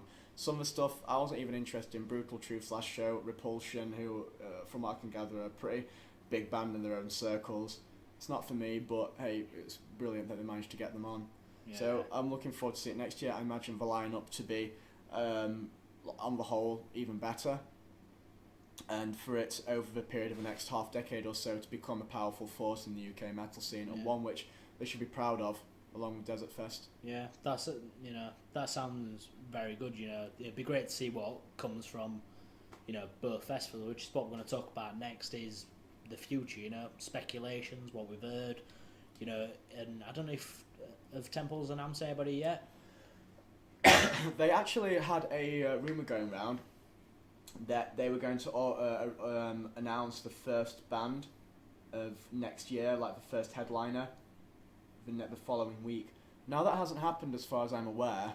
Right. I think they were going to, and realised that, like, kind of from the way people were, that it was just a bit too soon. Like, they were blowing the load a bit. Yeah. Fair enough. Yeah, well, so of course it sounds like they've got one planned, and it's already in the work makings. I don't know if it's sold out or not, but the tickets they were like less than £100. You got 3 days of brilliant music, big bands. I mean, you go and see Neurosis, Clutch, and Electric Wizard alone, you're going to be paying probably close to £90 for that. Oh yeah, to get it all in one weekend where you're not going to get digs and stuff, it's a no-brainer, isn't it? Certainly, yeah, it's really great. So I do expect to see more from them. As for new festivals, I don't know if there's enough love for it to warrant competition as such. We've got Desert Fest already. We've got Temples. If they do only hold very low amount of people, like I said, I think it was about 1,000 or so. And of course, there are more than 1,000 fans, and you get people flying in from abroad to go to them. Yeah. But is it enough to say that, all right, we need more? We can actually make this viable. I don't think we're in the UKC at the moment. We're in need of more festivals the size of Desert Fest and Temples, because it's easy to see that there's not enough. There'd be more festivals than fans at some point. Yeah. But I think there is, there's a rising force of stuff like all day events and stuff, which are sort of like mini festivals in themselves. There's Damnation, which I suppose is a festival itself. Damnation's like the middle ground between them, but there's Doomsday, which is up in Newcastle. It's organised by Craig Relf from Juggernaut. They're a Newcastle band who are pretty good. I'd check them out. But yeah, this year they've got Karma to Burn and Desert Storm. They're fairly big acts, Yeah. And especially I think Karma to Burn. They're an established name, aren't they? Really well established. Yeah, not my favourite band, but Me neither. I've got one of their albums, But yeah, like have it if you want. Yeah, I think the rising force is going to be much more at the grassroots of the grassroots, movement basically. People putting on all days, people putting on 2-day festivals. It's like the band, the London band Gert. They've got a company called promotion company called When Planets Collide. I think they've just put one on, or they're putting one on over the next couple of weeks. Awesome. Yeah, I'll if I find out what that's called, I'll put that in the show notes. So, yeah, that's definitely one to watch out for. Great. As for futures of festivals, I know Temples and announced anything yet, but Desert Festival announced Sleep for London 2015. That's pretty much a bigger name as you can get. Yeah, in this world, And our world. Yeah. And you listening's world, hopefully. Yeah, Sleep is Sleep. They don't need an introduction, and we don't need to tell you how monumental that is, basically. And also, as I mentioned earlier on, Desert Fest setting up a festival in Antwerp in October, when I don't really know a great deal as to how big of a deal it's going to be, what sort of setup it's going to be. But they have announced Electric Wizard to headline it. That's the first thing they announced, and for me, that's sold. If I can claw cash together and find somebody to go with, I'm fucking there. So, yeah, the future's looking bright for Desert Fest already, and as Jake says, we're looking forward to seeing what Temples come up with over the next few years. Yeah, definitely. So, keep it up, get involved, go to festivals. There's not many of us. Yeah, we need to band together and fight the cause. Exactly. Also, another little bit of news as to, live events and that, and festivals. Damnation have announced a few acts. They've got St. Vitus and they're going to be performing Born Too Late because it's the 30th anniversary, which is going to be fucking monumental. They've got Raging Speed on. I only knew about not Raging Speedhorn when the whole new metal thing came around. I'm not quite sure why they're playing, because I went back to them, and fair enough, I've not listened to a whole album, but from what I can gather of their sound, I don't know why there's a demand for them. Yeah, I think they just represent a town and place for a lot of people, you know. I'm gonna get Papa Roach on then. Oh, no. Well, a good town, a good place. But yeah, also for Damnation, they've announced, I think it's Bolt Thrower and Cannibal Corpse as well. That's right, because Bolt Thrower, I remember they were the ones I saw, and they are pretty much going to be getting me to go there, because Bolt Thrower or Bolt Thrower. Also a lot on the date, the date that St. Vitus are playing Damnation Fest is also part of a tour they're embarking on. It's North America and Europe, and they're taking Orange Goblin out on road with them, which Jake's not a massive fan of them, but I know a lot of people are. That's big fucking news for a lot of people, myself included. So, and if we looked at it pragmatically, it probably means that Orange Goblin will be put onto the Damnation lineup. Yeah, possibly. I can't think why not, really, because they do seem like an ideal place for it. There are, I think, is it 3 stages or 4 stages at Damnation, and they do get a lot of good bands. When I went last year, the bands they had were, I had Godseed, I had Carcass, Crippled Black Phoenix, The Ocean, Nagora Bunjet, I think is pronounced, and Slabdragger, Iron Witch, Shining, Hammer of the Gods. It's so many very, very good bands in Leeds in a university student union. I mean, I think it was the 10th anniversary last year, so I did well with it. But I think it's just going to go from strength to strength until it folds. Yeah, that's going to be another interesting one to watch out. Hopefully we can bring you some coverage from that. Now it's time for some album reviews. Sure, yeah. Do you want to introduce our first one, Jake? Right, well, we have a couple, one LP, one EP, by different bands. The first one is a rather nasty piece of work by a band called Lord Mantis, and the album is called Death Mask. So we both listened to this, and I'm aware that this is more in my area of liking than Joe's area, but I think it really warrants paying attention to. With Lord Mantis, if you're not familiar with them, they create a form of very nasty sludge music, essentially. Yeah, a lot of black metal influence in there as well. Well, yeah, it's interesting you point that out, because there's various elements that you could say, from vocals, some blast beats, some of the kind of types of riffs. You can definitely tell there's a big black metal influence in there, and perhaps you're not so familiar with the members of the band, but I don't know if you hesitate to call them a supergroup as such, because they're not. But they are formed of various members who have been in various other bands, whereas that is usually the definition of a supergroup. Lord Mantis have managed to escape that sort of categorisation, but the vocalist, he also does vocals for another very well-regarded sludge band called Indian, who released an album earlier this year. I thought that guy only guested on one of the tracks. Is it called is it Rejected Birth or? No, you could be onto the right tracks there. I've not. There's a number of different people on this. He was just on one in Indian album. I can't remember. Anyway, he's got involvement in it, and you can tell he leaves a mark. Right. Okay. I wouldn't say bands sound all that similar. Of course, if you're untrained ear, it's both noise. But for me, it's they do have their own very distinct personalities, despite some of the reviews I've read of the 2 albums. But they have the guitar player. He's in it's a solo project called Avicii, not the poppy dance project, but a one-man black metal project from they're from Chicago, the band I do believe.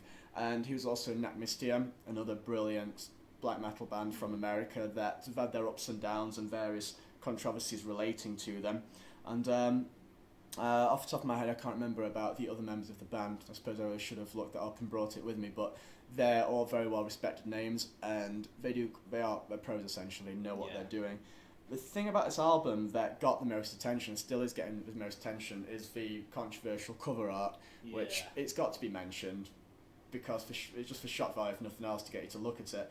But it's been subject to a lot of criticism for meant to promote, glorify, whatever, abuse and violence against transgendered people. Yeah. Which you've seen the front cover, haven't you, Joe? This is something I must point out. It's anybody who looks at that cover and thinks that is basically a fucking idiot, because it's no. Well, to look at it, I'm not laughing at your point. I'm laughing at a delivery. Yeah, because it's hilarious.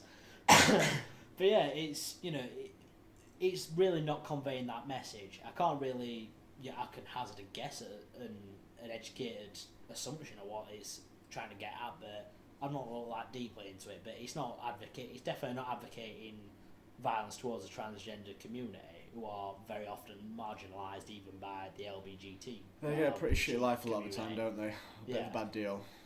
Yeah, so you can see why people are probably a bit antsy about it, but metal does have a reputation for getting scapegoated for this sort of thing. This type of metal, especially if we're talking about the black metal-y side of it, it does not give a fuck. So don't try and make it to.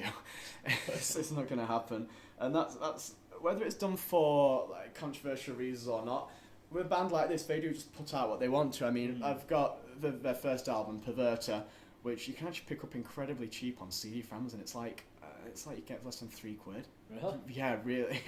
Real new as well. It's a really good album. But on that, it's just sort of a rough sketch, sort of artwork of some sort of can't describe it so well.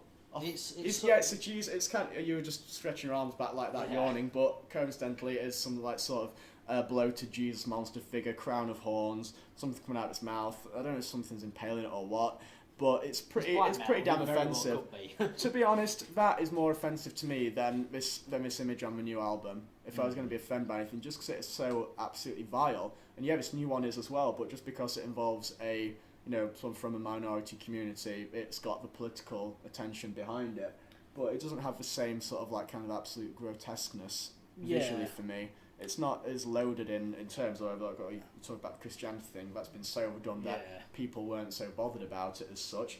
I think it's also like, I think we should probably get this out of the way before we actually talk about the musical content of it. But for me, like Jake said, this is much more his area music than it is mine, but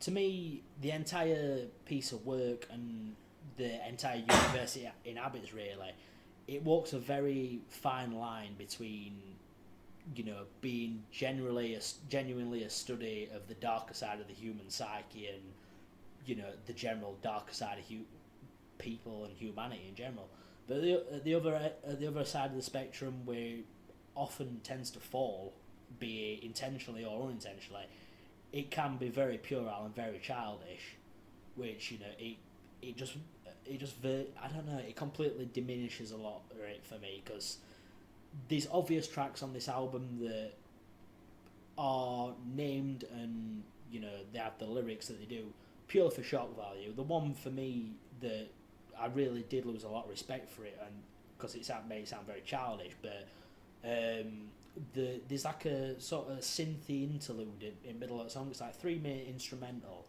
Is it the second to last track? No, I think it's bang in the middle of the album. Right.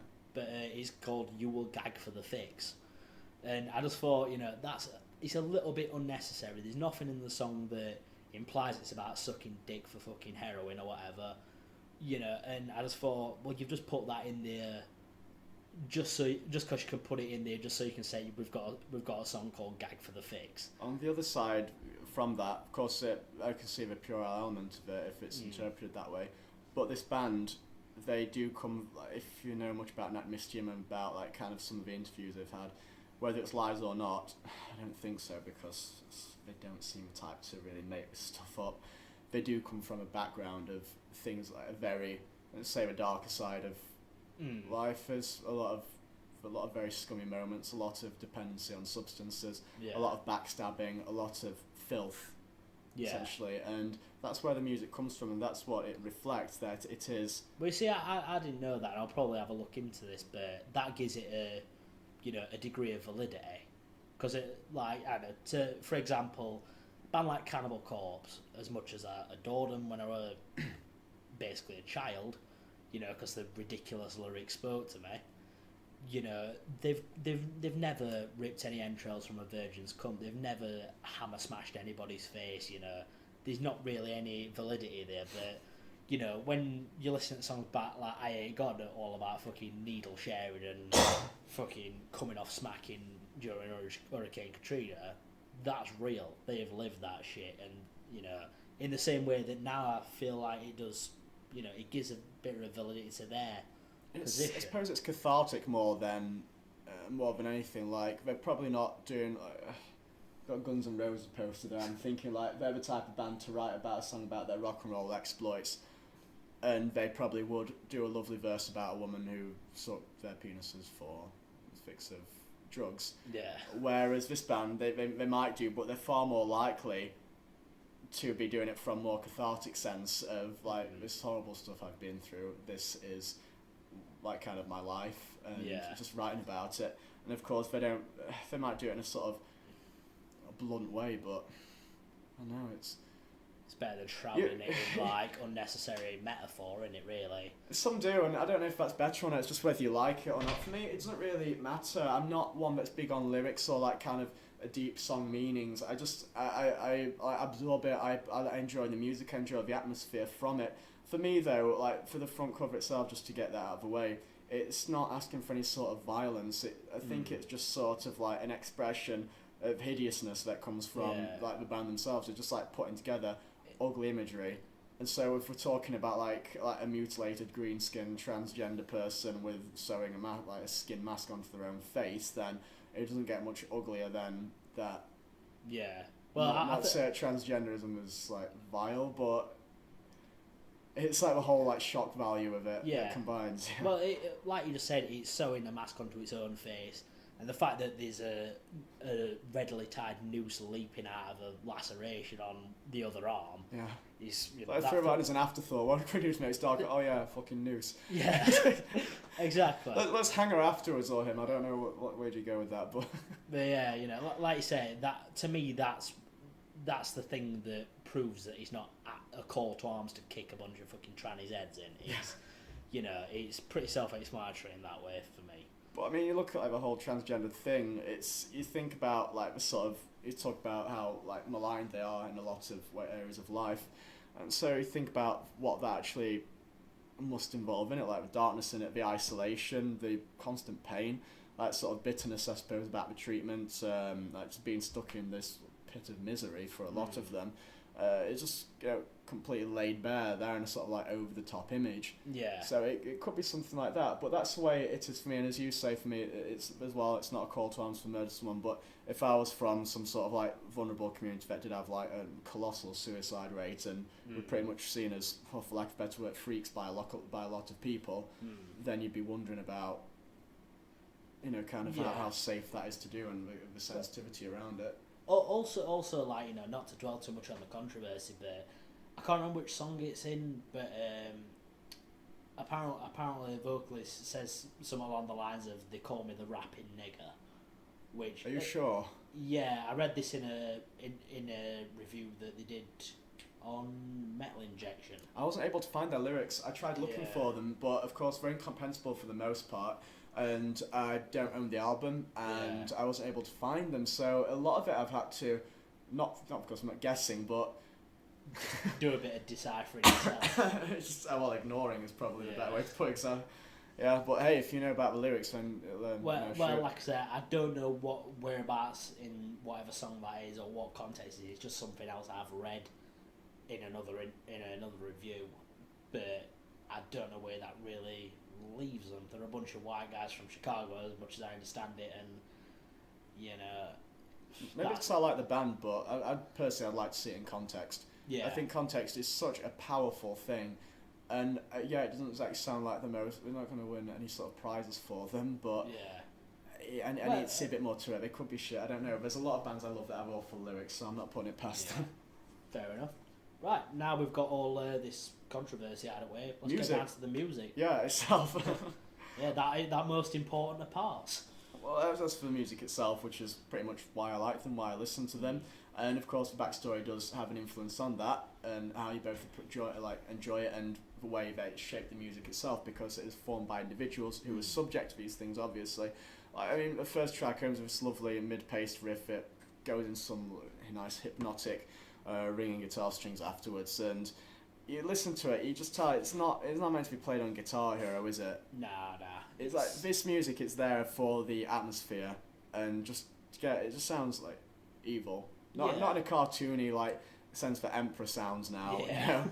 Although Emperor badass, but the atmosphere is great, and even though the riffs may almost seem boring, in fact, they almost seem to be following like a sort of black metal sort of approach of you're not doing it for some like kind of big ass chorus like to bang your head to. You're doing it to make sense of the song's sort of atmosphere and have a certain sort of message and feel behind it. So that's another element of it, like the approach, I guess, as well as the notes of playing that has the links into black metal.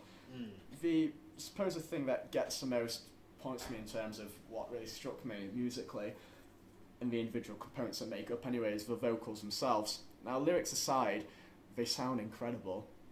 I'm a big fan of distorted vocals. I like I like various ways you can do it. I like how it comes out. I like how it fits in perfectly. And the production on it, I think, does need a lot of praise as well. I can't remember who it is that produced it. I think it's a fairly big name in the area anyway. They've just got like really gravelly sort of like raw to it. They've got a perfect amount of the distortion and reverb. It just works so well. It's interesting to point out the production because it's something that struck me as, you know, because at the moment myself and my band are in the middle of recording and producing our own album completely in-house, and I'm having to pay a lot of attention even though I'm not producing it, but just generally to how things sound. I've not been prompted on this, but Joe's band is called Regulus if you want to listen to them, because I know he's not the type of person to try and shove them and promote them himself, so I think I will, because they're pretty damn good. Fair enough, that's an endorsement, like I says. That was no part of Joe's whatsoever, that was off my own back.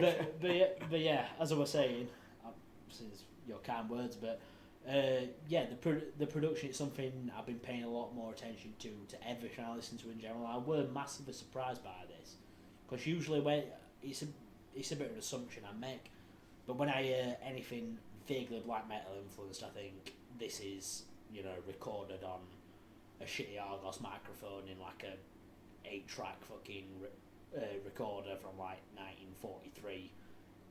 That's intentionally been damaged to get that extra Norwegian grim and frost bits and grimness. sound.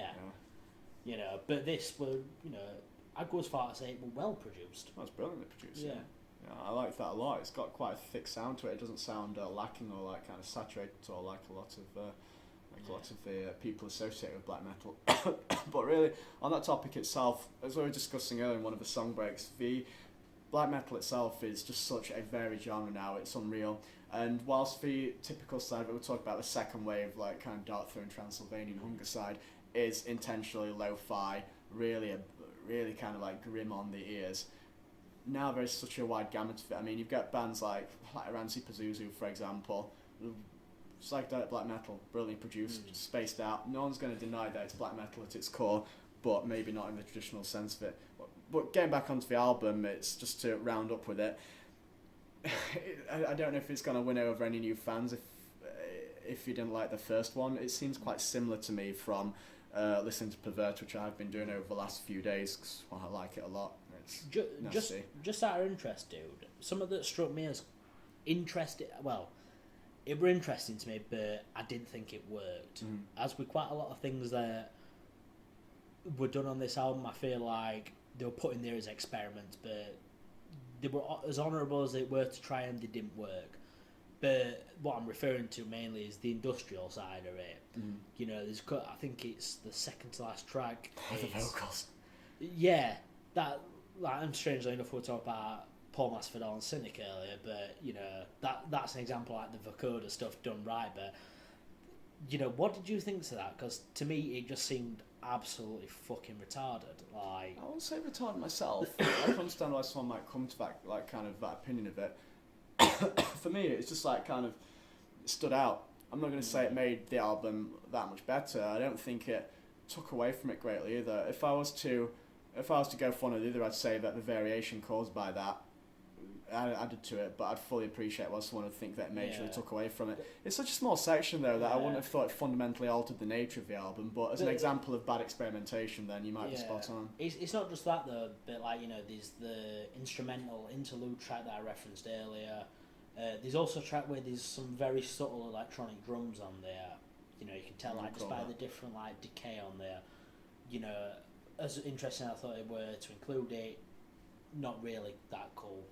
But it's and I understand the links that black metal and electronic music have. You know, because there's quite I don't know. It's an unexpected crossover, really, isn't it? The fact that I suppose when you're looking at things like bands like Summoning, then they were heavily reliant on drum machines for the vast majority of their career. I think they still are, actually. Yeah. Well, what I'm more referencing is I remember. I can't remember what documentary it was from, but when I used to be massive into black metal, I was totally shocked that Gal from Gorgoroth was fucking in love with dance music and stuff, and obviously a dark side of electronica as well. But that totally blew me away. But when you think about the ominous properties a lot of electronic music has, the disembodied sort of sound that's removed from humanity. It's very cold, isn't it? Yeah, you can sort of see it in a different light. I know I definitely did from that day onwards. You know. I see what you're getting at, and that's one of the things that has both attracted me to electronic music at times and puts me off, is that so much of it just sound to me incredibly soulless. And I don't mean that in the way that it's empty and devoid of quality. It doesn't have a key component that I usually enjoy in music. You get some bands like, for example, Zombie, Pinkish Black. They're heavily reliant on electronics to the extent where a lot of people would call them an electronic band, but it's strange they use normal drum kits. Maybe that's where the soul lies. Who knows? Maybe. It's the penal gland of the band. But it works. But in conclusion, we've spoken about enough. Death Mask, I think it's pretty damn good. I'm not going to say great. I'm enjoying it. I like the buzz around it, and I hope the band come over so I can see them live. They are all kind of hard-working musicians in the way that most of the bands we've spoken about have been today. They've got their problems, but they're just doing it for the love of the music, and they can't do anything else for their lives because that's who they are. If you could get a mark out of 10, what would you go for? I'd have to listen to it a few more times even to say that. Yeah. So I don't think it's fair giving it a mark out of 10. It's a little bit, but I don't know, objectifying, but.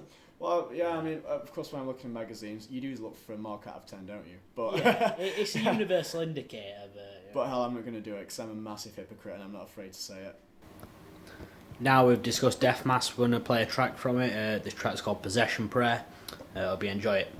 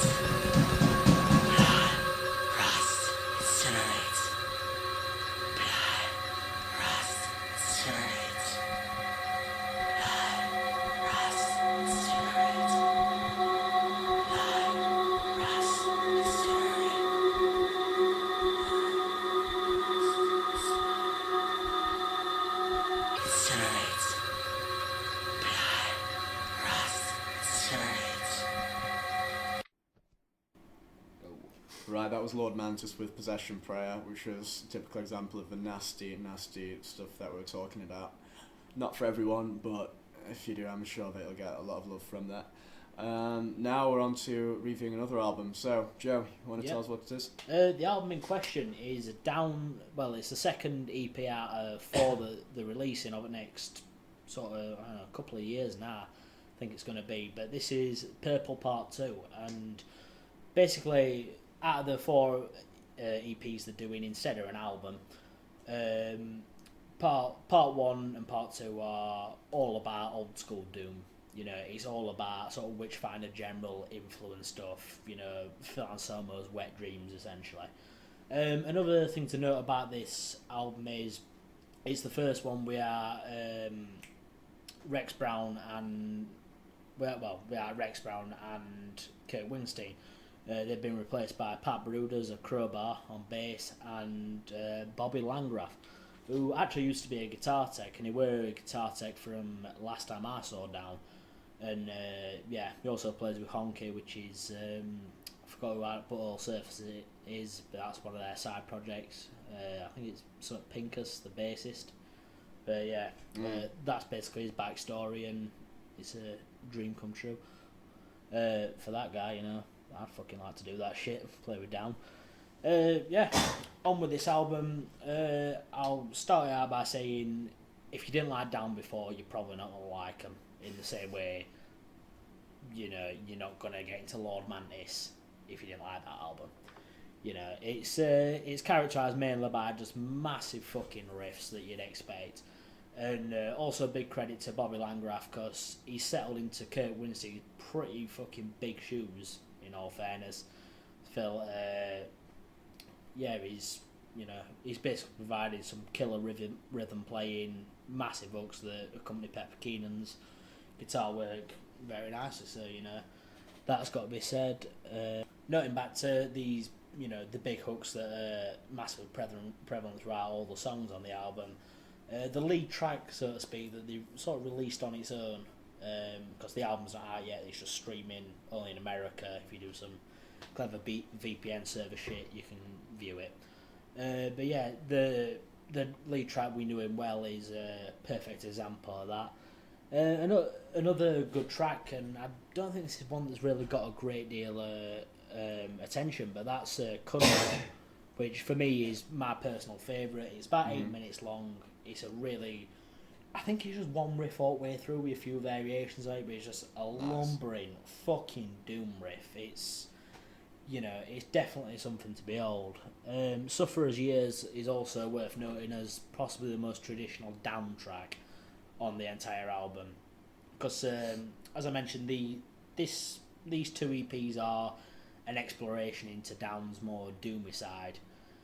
You know, that's been stated from the outset, in the same way that there's going to be an acoustic EP as well.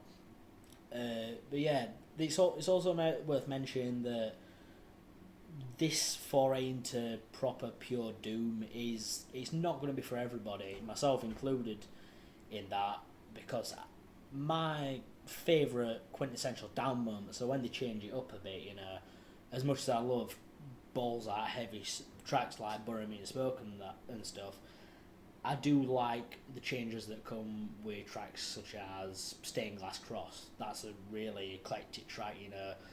Being from New Orleans, they have a lot of different musical influences from a lot of different, you know, New Orleans is a mishmash of fucking everything. It's a true Creole culture, so, you know, that extends into Down's music as well, be it, you know, an American art form on its own sort of thing. Altogether, this is quite a cool little EP. You know, a friend of mine who heard it before me went as far as say it's the best thing that they've ever done on record. Frankly, I disagree with that massively. But it's interesting. You know, the production's good. You got the traditional Down vibe, masses and masses of vocal layering that, you know, make Phil's already awesome voice fucking just absolutely pop in every single direction. A couple of bits of criticism though for this album is, especially on Phil's part, as well as the fact that there's no big Phil Anselmo screams on it, you know, that he essentially built his career on with Pantera, Superjoint, Ritual, and a lot of tracks on the first Down The whole album. Cowboys from Hell. Yeah, but like Phil's screaming is what he's known for. On down tracks such as Lifer, that end part of that is fucking. It's like a wounded ox. It's amazing. But this brings up a question that's often leveled at Down and Phil Anselmo personally is, has he still got it, or is it down to just getting old? Yeah, or is it just down to a difference in musical direction? Because, as I keep pointing out, this is different to Down's usual canon.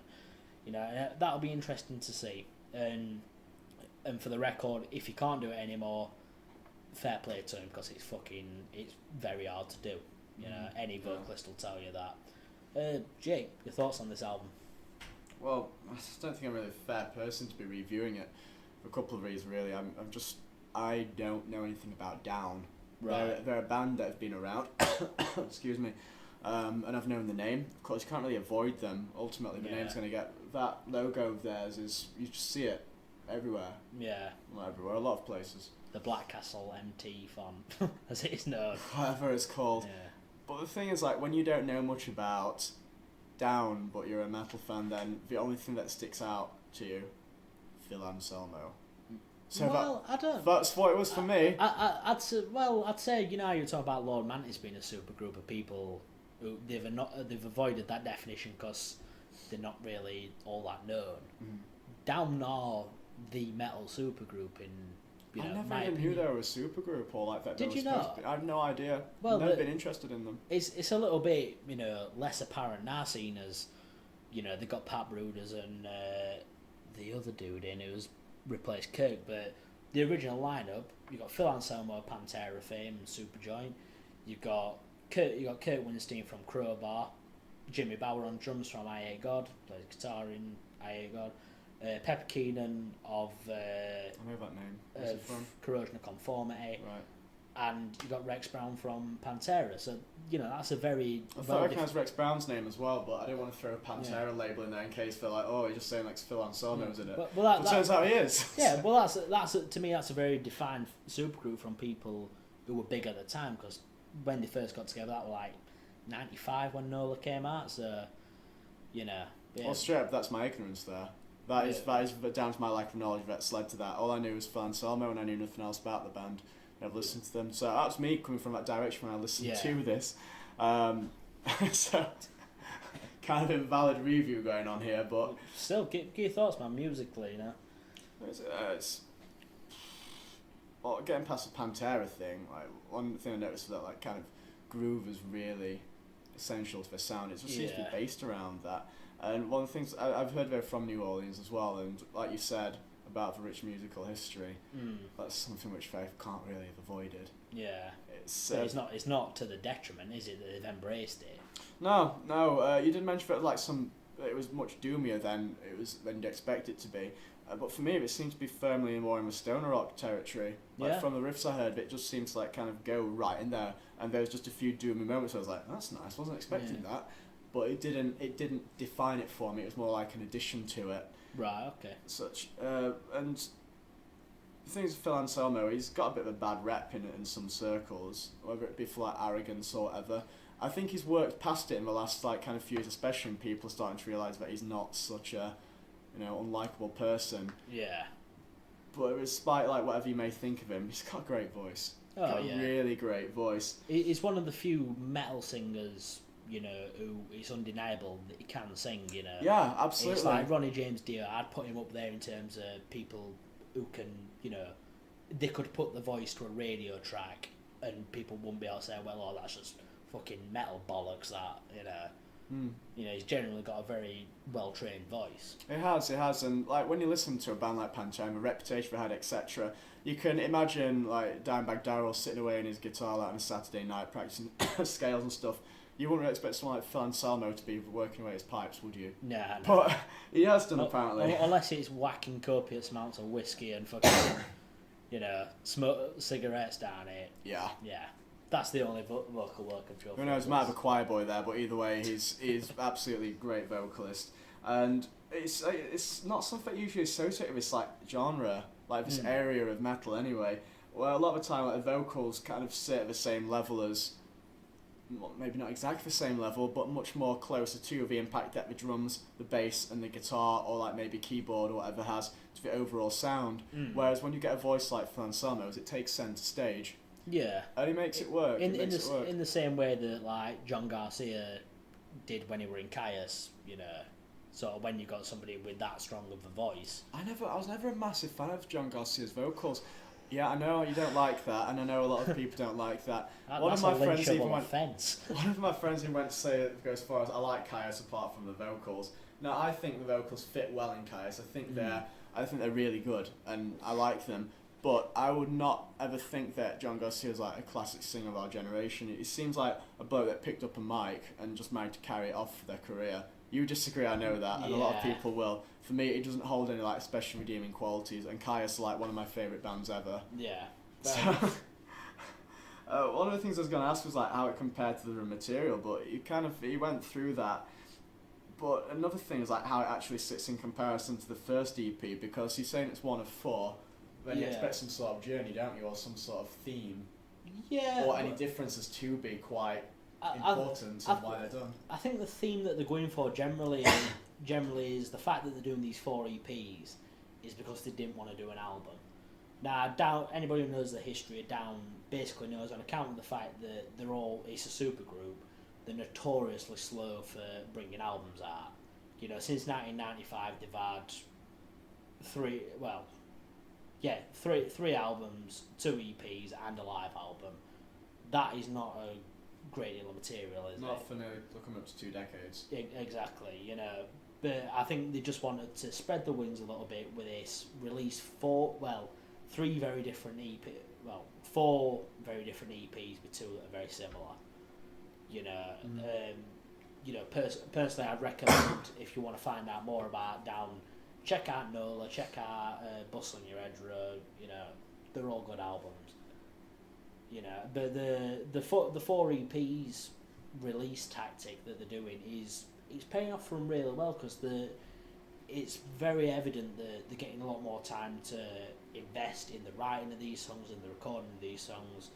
You know, because I'm not sure if this EP has been recorded by Phil Anselmo, but I know the first one were recorded at basically Phil Anselmo's house. He's got a little sort of hook that Mike 9 from I Ain't Gonna Lives above called Nod for R2's Lair. You know, any horror geeks out there will get that reference. But yeah, I think, you know, this is generally a very homegrown, organic EP and bunch of collection of EPs. Well, it seems to sound pretty pro to me.